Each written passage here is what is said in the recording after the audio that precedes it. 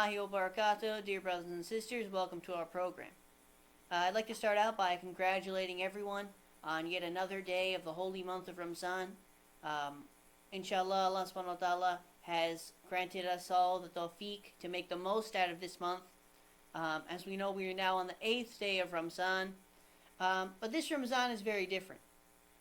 Of course, due to the coronavirus, a global pandemic, we are no longer able to go to the masjids. We are no longer able to, be with different people at the masjid. We are no longer able to read Jamaat at the masjid. We are no longer able to break our fast. We're no longer to have gatherings at all. So it's very different, as we know. But the thing is, the month of Ramzan is still the same. It's still a month that Allah subhanahu wa ta'ala gives us so much sawab for everything that we do. It's still the month that our breathing is considered praising of Allah subhanahu wa ta'ala. Today we're going to be talking about how the coronavirus has affected the month of Ramzan for many people around the world. Joining me today is Brother Haider. Assalamu alaikum, Brother Haider. How are you doing today? Walaikum assalam. How are you doing? I'm doing good, thank you. Brother Haider is from Connecticut. Brother Haider, how has your Ramzan been going so far? Alhamdulillah, it's been going very well. But obviously, it's very different being away from the masjid and not being able to see my family and friends while breaking iftar.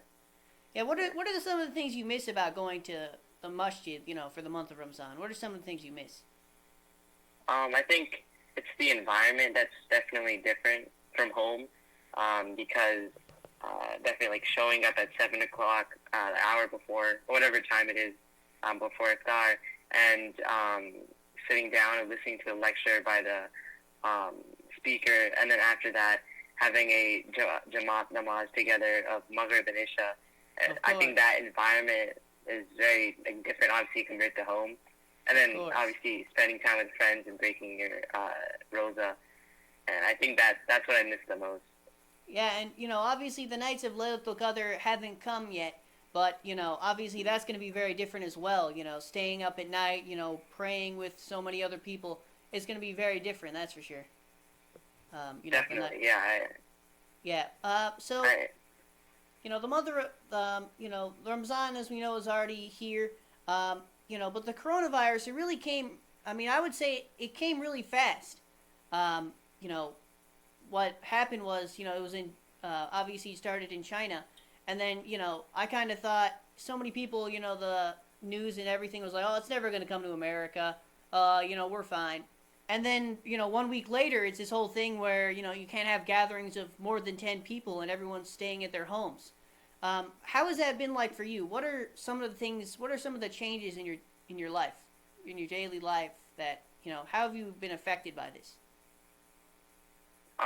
So for me, obviously everything, it's from 0 to 100 because, like going to school, because I'm a high schooler right now, every day I used to go to school, see my friends, be there till actually like 4 or 5 o'clock with extracurricular activities, but now I'm just home 24/7, and obviously it's weird, I'm not able to see my friends, Definitely. At all. Like, just speaking to them through the phone is, it doesn't do it justice to certain times with your friends, so I miss that part a lot. Yeah, definitely.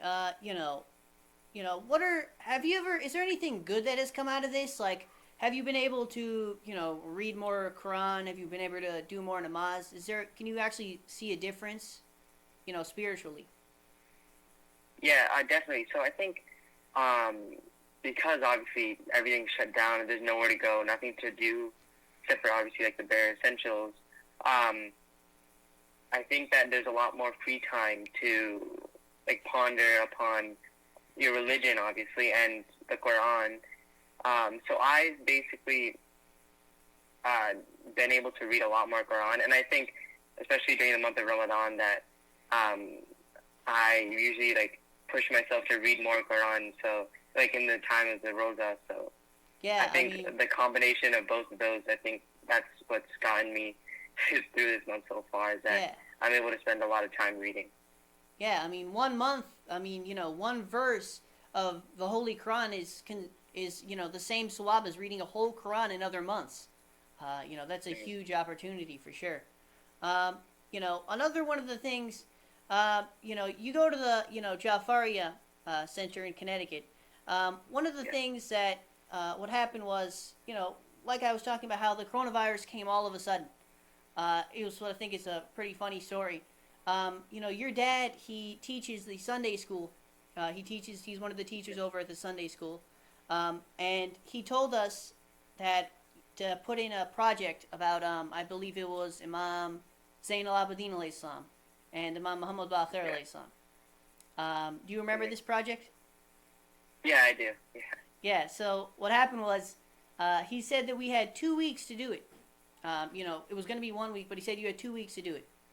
And what happened was, the next week it got delayed, the next week whatever happened, and then boom, the coronavirus.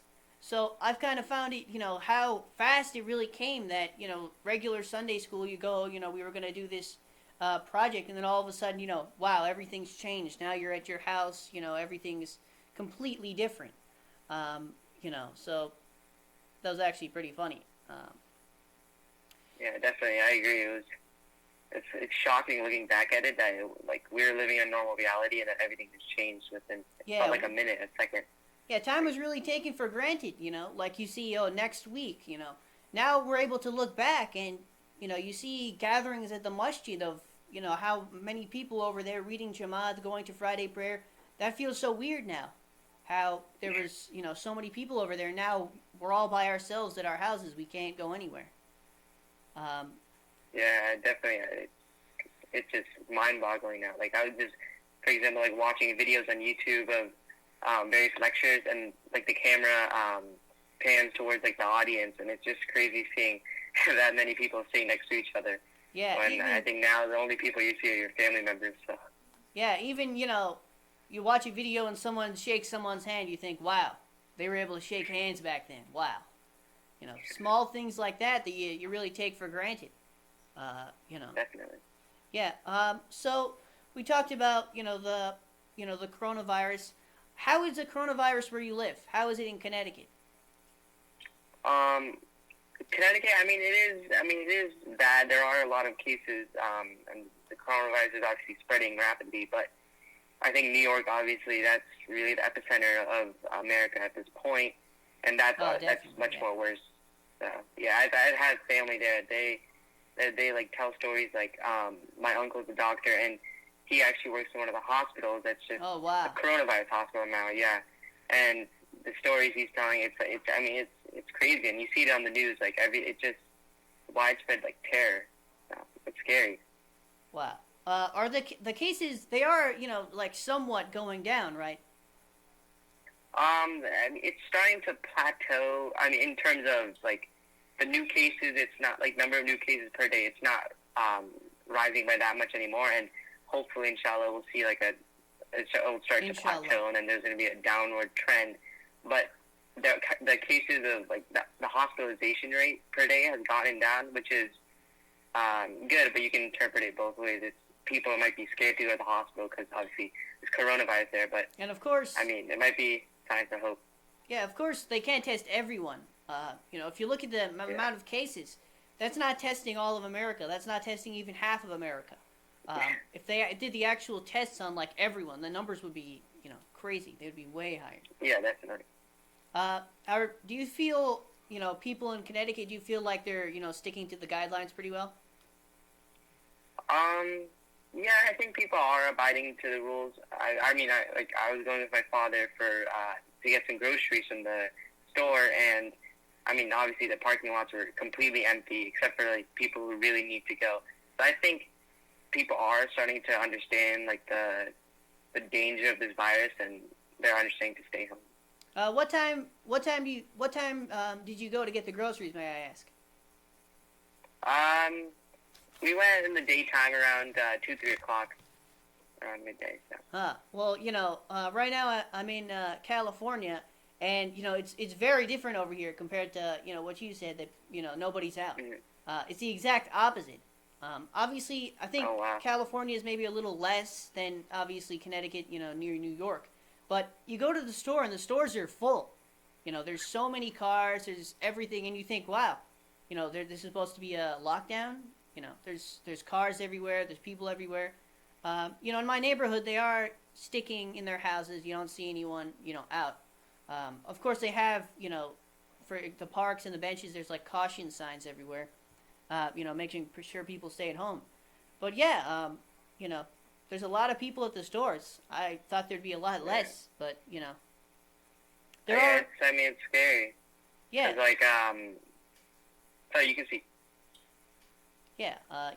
People. Not everyone's following the rules. Of course, there were protests to, to not, to stop the lockdowns. Which, what do you think about that? Do you think that, how long do you think this will last?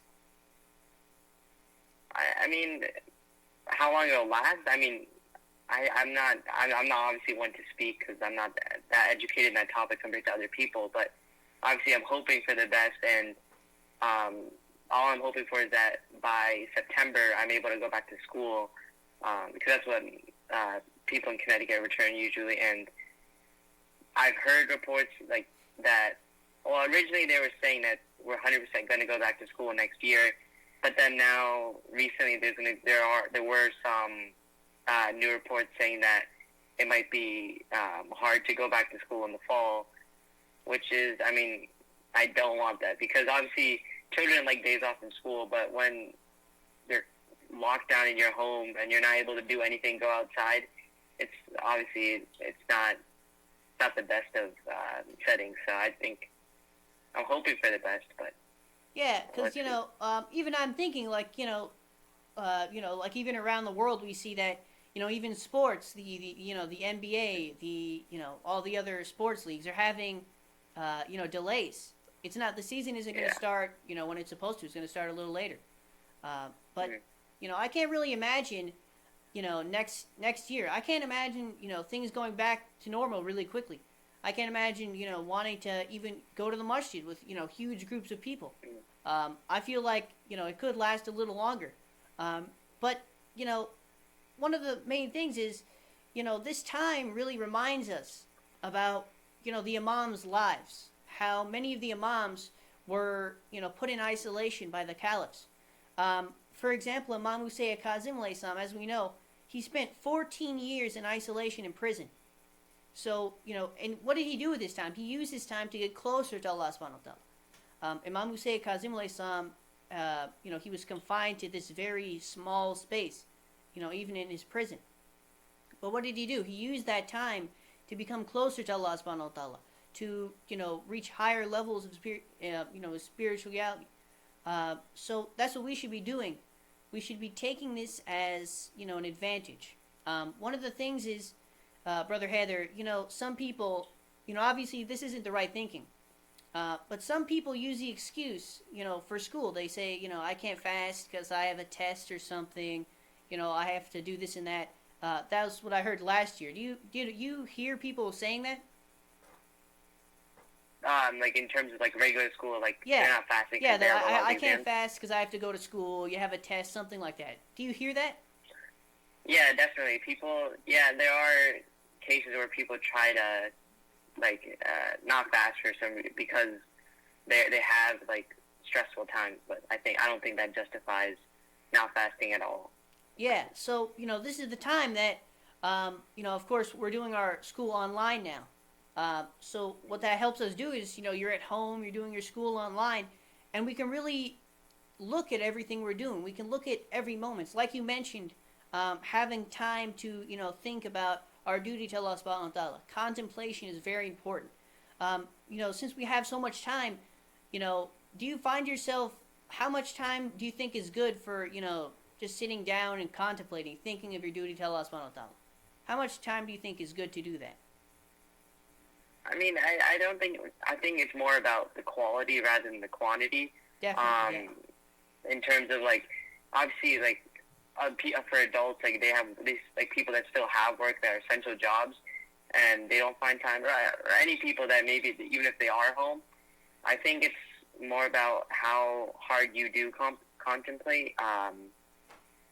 Like for example, like sitting after namaz for a couple of minutes and just thinking, like what you've done in these last, or how many weeks or so, and how much contemplating you've been doing, and how much time you've been allocating to worship, and really thinking about your religion, thinking about your core religious figures that you follow every day of your life. And I think it's really important to just sit down and think about how you can improve yourself in these times of, I mean, obviously we have so much free time. Like how much time of this we're experiencing like a very big pleasure right now of time, and we can really use this to our advantage rather than just sitting down and just wasting it. So I think it's important to just I felt that this time that I've been able to try and get closer with our 12th Imam, may Allah hasten his appearance. Like just even trying to talk to our Imam. One of the things is after, I think it's before you go to sleep or after you go to sleep at night, an angel gives the Imam a list of everything that person did that day, and obviously he's either going to be happy or he's going to be sad. So we can use that time. We can use all this time we have, to form some kind of schedule. Like putting 5 minutes away. And Brother Haider, you're right. Of course, it is about the quality.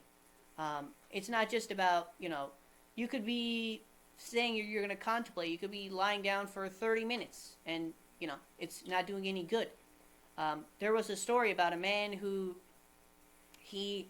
for 40 years, he was just worshiping Allah subhanahu wa ta'ala. For 40 years, he was doing all the different prayers and everything. For 40 years. And on 40 years, he realized that he was the same as he was 40 years ago. That spiritually, he was the same. He didn't go anywhere. So, and then, he criticized himself. He said, how am I not getting anywhere? Ya Allah, help me. And that one moment, he did, criticizing himself, realizing that he's not going anywhere. That one moment was worth more than the 40 years he did worshiping Allah subhanahu wa ta'ala. So, we have to see what we're doing, that it's not just about how much Quran you read, it's not just about how much namaz you read, but it's about the intention behind it. And, like you mentioned, it's about the quality. That's the only way we can do it. On the Day of Judgment, we don't want our namazes to not count. We don't want Allah subhanahu wa ta'ala to say, you read your namaz, yeah, you did read namaz for, 30 years, but you know what, it didn't count because you didn't do it right. You didn't do it thinking about me. You did it thinking about, whatever else. Have you, Brother Haider, have you been able to find your thoughts clear during, this month? Have you been able to have like clearer thoughts? Like, focusing when you read your namaz, you're able to focus more?